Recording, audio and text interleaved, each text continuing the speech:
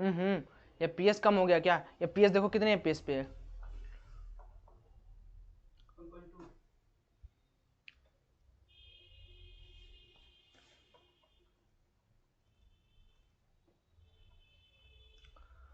Okay, hi everyone, कैसे हो सभी लोग?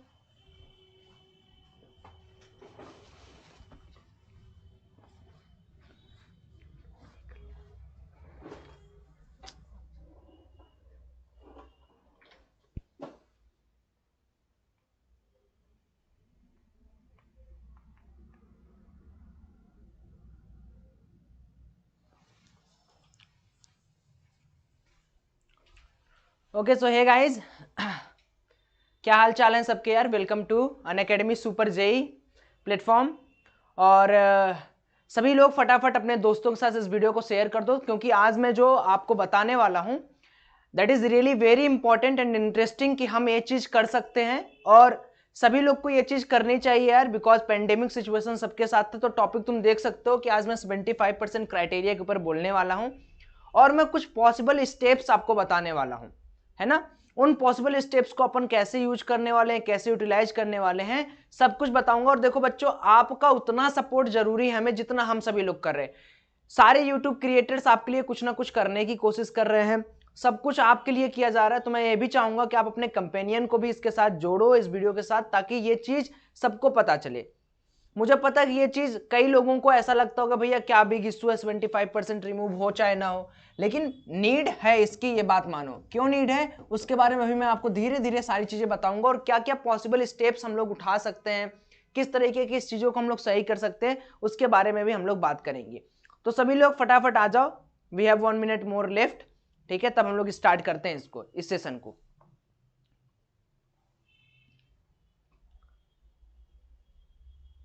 ओके सो मैं कई लोगों का कमेंट भी पढ़ पा रहा हूँ, लाइक विपिन, लाइक ऋषभ, अभिनव मिश्रा, ठीक है। सभी लोग 75% के स्क्रैप रूल के लिए बात कर रहे हैं। मुझे पता है यार, जरूरी है, हम लोग उसके बारे में बात करेंगे।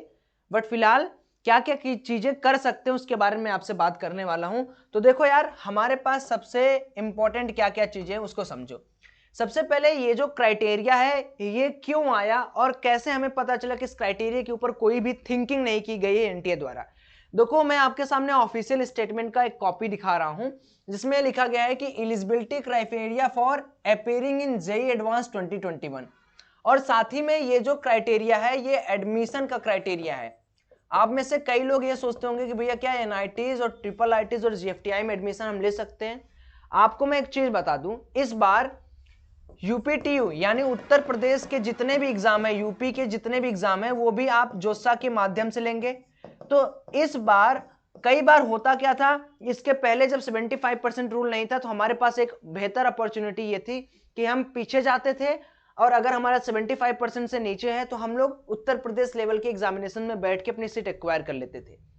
लेकिन यूपीटीयू, जिसको हम लोग बेहतरीन तरीके से यूपीएस डबल ई के एग्जाम के नाम से भी जानते हैं, वो भी अब कंबाइंड हो चुका है जेईई मेन में।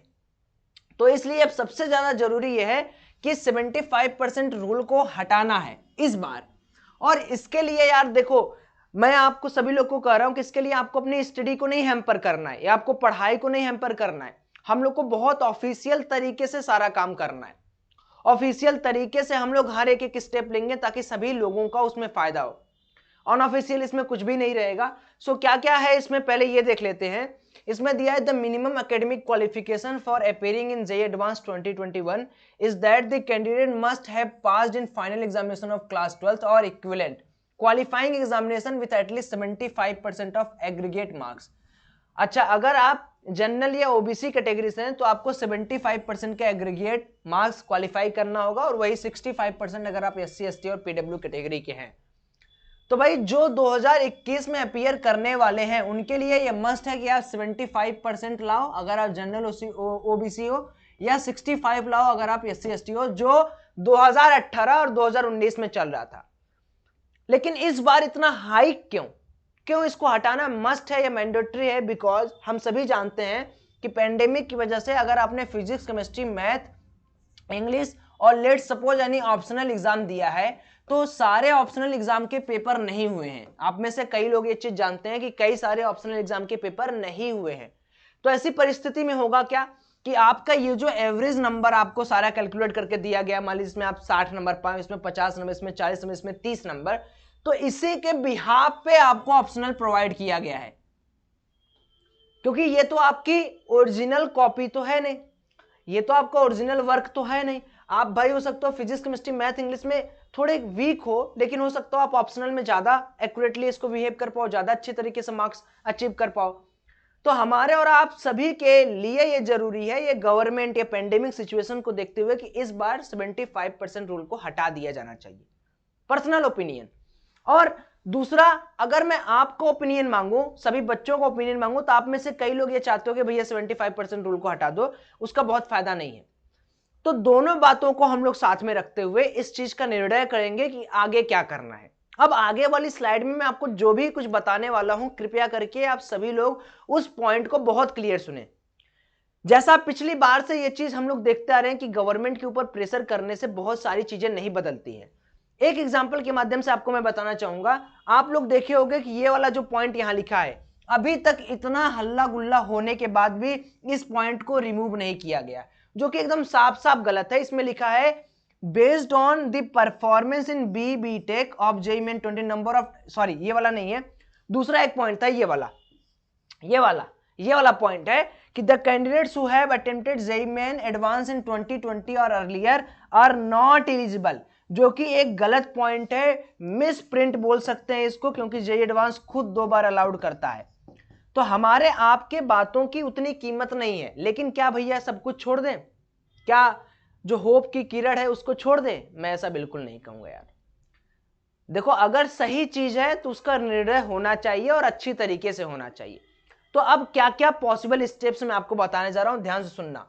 और मैं आप सभी बच्चों को बता दूं कि इन सारी चीजों में आपको अपना पढ़ाई नहीं हैम्पर करना है, बस वीडियो देखनी है, जो मैं सजेशन दे रहा हूं उसको करो, बाकी सब अथॉरिटीज को करने दो, हमें अपना टाइम वेस्ट नहीं करना है, ये चीज याद रखना। क्योंकि अगर आप टाइम वेस्ट करोगे तो मे बी वो टाइम आपको वापस नहीं मिलेगा, है ना, इसलिए मैं बोल रहा हूं कि ये चीज अपन को नहीं करनी है। तो भाई पॉसिबल सजेशंस क्या क्या हैं, है ना। पहले तो भाई रिजॉल्व कैसे कर सकते हैं। एक मेथड रिजॉल्विंग का ये है कि जो भी स्टूडेंट पैंडेमिक सिचुएशन से जूझे हैं, चाहे वो दिल्ली जोन के हों, चाहे वो यूपी जोन के हों, चाहे किसी भी जोन के हों, सबसे पहले आप मेल करोगे। कहां मेल करोगे मैं आपको बता रहा हूं, mail at NTA support email. और सपोर्ट ईमेल पे आपको मेल किस तरह करना है, ऐसे नहीं कि सर मेरा मन कर रहा है 75% रूल को हटा दो और सर आपकी बात नहीं, बिल्कुल नहीं। अगर आपके पास वैलिड पॉइंट है, लाइक पॉइंट नंबर 1 में क्या है कि आपने लिखा कि भैया मेरा ये exam physics, chemistry, math, English हो चुका था, लेकिन सर ऑप्शनल में मुझको ऑन एन एवरेज मार्क दिए गए हैं, ये स्क्रीनशॉट पहला। दूसरा स्ट्रॉन्ग पॉइंट ये है कि अगर आपको कोविड-19 था या फिर आपके किसी सर्कल में कोविड-19 था, you have any type of proof like barrier proof की पुलिस प्रोटेक्शन था, जाने नहीं दे रहे थे, एग्जाम में अपीयर नहीं होने दे रहे थे, या एनीथिंग, सो आप उस प्रूफ को यहाँ पे अटैच करोगे कि इसकी वजह से हम लोग अच्छी तरीके से नहीं दे पाए। थर्ड, फॉर दिल्ली जोन वाले बच्चे जिनका स्ट्राइक था, आप स्ट्राइक के लिए याद होगा कि सीबीएसई के मेन साइट पे अभी भी पड़ा हुआ है 3 कॉलम। उस 3 कॉलम को आप देखोगे तो उसमें साफ साफ लिखा है कि आपकी एग्जामिनेशंस को रद्द किया जा रहा है, पोस्टपोन नहीं, कैंसिल किया जा रहा है। तो इन सारी चीजों को भी आप एक समय के लिए उठा के रखो। देखो यार, मेल ऐसा होना चाहिए जिससे अगला अगर पढ़े, क्योंकि मेल पढ़ना हर एक अथॉरिटीज की, हर एक गवर्नमेंट रूलिंग बॉडीज की जिम्मेदारी होती है, वो करते हैं, देर सवेर करते हैं लेकिन करते हैं, ठीक है। लेकिन याद रखना कि आपको मेल ऐसा करना है यार ना कि ताकि उसमें कुछ आपकी पॉसिबिलिटीज दिखे, ठीक है। अच्छा, ये तो पहला पॉइंट हो गया। अब भैया सेकंड पॉइंट क्या है, फटाफट इसको नोट करो, मैं इसको इरेज भी करूंगा, ठीक है। जितनी जल्दी आप इसको नोट करोगे उतनी जल्दी मैं आपको करके दिखा दूंगा और बता दूंगा क्या क्या ऑप्शन है। ये तो फर्स्ट पॉइंट हमने आपको बता दिया कि एक तरीका ये है कि आप अच्छी तरीके से मेल करो, वो भी NTA को और किसी को नहीं। कई लोग मिनिस्ट्री को मेल करें, मिनिस्ट्री थोड़ी आपकी देखने वाली है, मिनिस्ट्री को कौन बताता है बातें, मिनिस्ट्री को NTA बताएगा कि सर ऐसी चीजें हो रही है, कई पेरेंट्स, कई स्टूडेंट इस बात को लेके कंसर्न है, इसको क्या किया जाए। वो अपना प्रपोजल देंगे, मिनिस्ट्री उसको एक्सेप्ट करेगी। मिनिस्ट्री का काम कोई रूल बनाना नहीं है, है ना। अगर होता तो एनटीए के पहले समझो तुम लोग, जाने दो वो सारी चीजें यहां नहीं। सेकंड पॉइंट क्या है कि आपको ट्विटर पर अब टैग करना है, सिर्फ एक दिन, वो भी 5 मिनट आपका इसमें जाना चाहिए, उससे जाना नहीं। टैग किसको किसको करना है, एक तो @DG NTA को, और @edu MIN मिनिस्ट्री को, @RP निशंक साहब को। इसमें आपको टैग करके प्रॉपर बताना है। टैग में कई लोग मैं देख रहा हूं टैग भी गलत यूज कर रहे हो। टैग में सिंपली आप लिख रहे हो हटाओ रूल 75 को, अरे लिखो कि क्यों हटाओगे, उनको याद नहीं है कि पिछली बार हटाए थे, है ना। तो मैं आपको एक ट्वीट का अपने स्क्रीनशॉट दिखाता हूं कि डायरेक्ट आप क्वेश्चन पूछो ना कि क्या चीज है। जैसे मैंने एक ट्वीट किया था अपना कि just think about the fact what we have done so far, why this 75% criteria is required, why always student needs to pay, exam should be for quality checking not for marking. तो ये मेरा tweet है जहां पे मैंने ये बात पूछी थी कि क्या हो जाएगा अगर कोई बच्चा 75% नहीं पाए। भाई आप जेईई मेन और जेईई एडवांस के एग्जामिनेशन पे उससे जज करो, आप एग्जाम ले रहे हो उसको जज करो। ये 75% का रूल बहुत बड़ी बात नहीं, मेरा पर्सनल ओपिनियन था, बट आपका ओपिनियन मेरे से मैच भी हो सकता है, नहीं भी हो सकता है, ठीक है। दूसरी चीज मैंने बता दी मेल टू अथॉरिटीज। इसके पहले कुछ और इंपॉर्टेंट चीज मैं आपको दिखा देना चाहता हूं जो बहुत जरूरी है। एक तो ये तरीका हो गया कि आप ट्वीट कर दो, एक दूसरा तरीका हो गया मेल कर दो। लेकिन मान लो आप में से कई लोग ऐसा सवाल भी पूछ सकते हैं कि भैया मान लीजिए इसके बाद क्या करें, अगर नहीं हो पाया, हमारी बातें नहीं सुनी गई, तो हमारे पास क्या ऐसा तरीका है जिससे हम इस चीज को ओवरकम कर सके। दोस्त देखो सिंपल सी बात है, पॉसिबल ऑप्शंस क्या क्या हो सकते हैं। पॉसिबल ऑप्शंस के लिए आप लोग कर सकते हो, देखो यार गवर्नमेंट जो है ना उनको भी बहुत सारा काम है, बहुत सारी चीजें जिनको देखना है। पॉसिबल ऑप्शन ये हो सकता है कि सिर्फ 2020 के बैच वालों के लिए ये 75% रूल हटा दो। 2021 वाले बच्चे तो फ्रेश बच्चे हैं, वो अपना क्लास 12th देख सकते हैं, है ना। ये आसान तरीका है जो मैं बता रहा हूं, आसान तरीका है, रियलिटी एक्सेप्ट करो। ये आसान तरीका है कि भाई 2020 वाले बैच के लिए हटा दो 75%। या फिर दूसरी सबसे बड़ी बात, इंप्रूवमेंट एग्जाम की डेट को रीओपन कर दो। जैसा मैं बार बार बता रहा हूं, इंप्रूवमेंट एग्जाम के को रीओपन कर दो विंडो, ताकि हर एक एक बच्चा एकदम पूरे गर्व से अपने मार्क्स को बढ़ाए।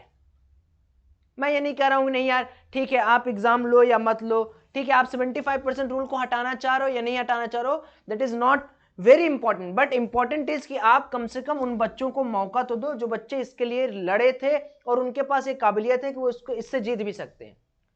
तो ये एक पॉइंट है जिस पॉइंट को आप नोट कर सकते हैं, इस पॉइंट को आप उठा सकते हैं, इस पॉइंट को आप कर सकते हैं। अच्छा तीसरी सबसे इंपॉर्टेंट बात है भैया अगर मान लीजिए ये सारी चीजें ना हुई तो दोस्त एक बहुत सरल सा उपाय बता रहा हूं, समझना मेरी बात। शेयर कर दिए ना सभी को, ऐसा तो नहीं है कि कोई आपका दोस्त आया कोई नहीं आया, कर दियो ना शेयर, अगर नहीं किया शेयर तो कर दो। बाद में मत कहना भैया आपकी बात पहुंचाएगी नहीं उठी। अच्छा अब एक सबसे सिंपल सा रूल, इन सारी चीजों से अगर आप बचना चाहते हो तो सबसे सिंपल सा रूल है NIOS board, national institute of open schooling. ये इसीलिए बनाया ही गया है। पहली बात तो ये गवर्नमेंट द्वारा मान्यता प्राप्त है। दूसरी चीज जेईई मेन में और जेईई एडवांस में बहुत आसानी से इसे एक्सेप्ट किया जाता है। तो आपके पास सबसे सिंपल सा ऑप्शन ये है, जिनका 75% नहीं आया उनके लिए बता रहा हूं, बहुत सिंपल सा जवाब ये है कि जाओ NIOS बोर्ड की साइट पर, आपको इस तरह का लोगो मिलेगा, उसके नीचे पूरी वेबसाइट मिलेगी, वहां पे अपना फॉर्म फिलअप करो।